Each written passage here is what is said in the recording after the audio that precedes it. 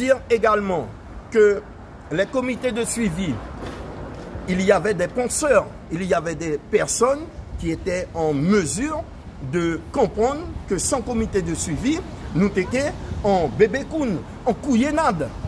Et à pour ça, nous avons dit, c'est Mounian, que nous avons rencontré monsieur le président de la collectivité territoriale de Guyane, monsieur Gabriel Serville. Nous attendons son retour, n'est-ce pas? Oui, oui.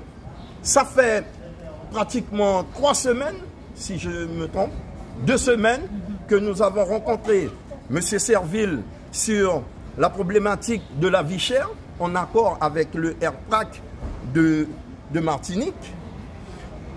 Nous avons rencontré monsieur le président de la collectivité, monsieur Gabriel Serville, sur la problématique de l'insécurité. Et jusqu'à maintenant, on n'entend pas, il n'y a pas de retour. Et ça, après notre rencontre avec monsieur Serville, il y a eu pratiquement 3 décès. Et nous parlons de guyanité, nous parlons de Guyanais, de solidarité, de travailler ensemble. Nous savons le faire. Nous l'avons fait. Nous l'avons fait. Et aujourd'hui, aucun retour de M. Gabriel Serville. Alors peut-être qu'on a dû lui tirer les oreilles, on a dû le recadrer, on ne sait pas. Et lorsque je dis ça, je n'attaque pas M. Gabriel Serville, susceptible sur des points quelquefois. Je m'exprime correctement, je pense. Oui, bien sûr. On parle, on discute, les gens meurent, nos frères meurent, la Guyane se meurt. On nous a dit que nous n'étions pas légitimes. Et aujourd'hui, nous constatons que même les élus ne sont pas légitimes aux yeux de l'État. Pourquoi?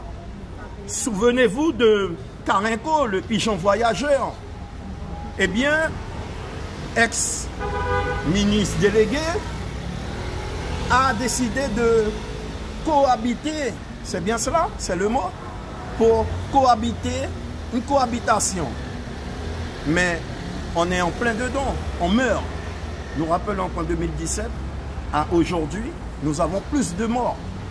Donc, c'était le point sur l'insécurité, sur le soutien aux habitants de Saint-Laurent, mais également de toute la Guyane.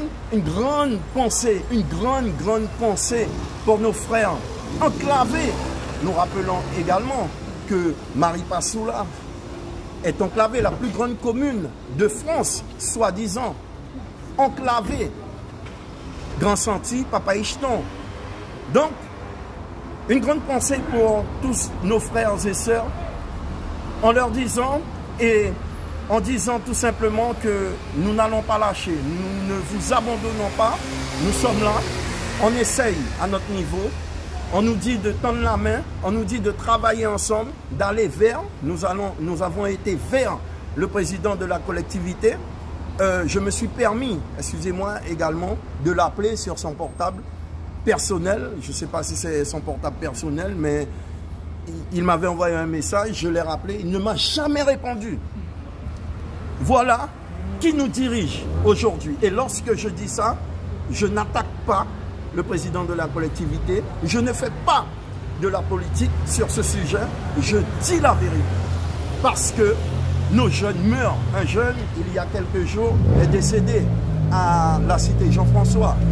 Alors, on pourra dire que on connaît, hein, c'est toujours des règlements de compte. C'est ce que les forces de l'ordre nous disent. Ce sont des règlements de compte. Sauf que nous pas savons.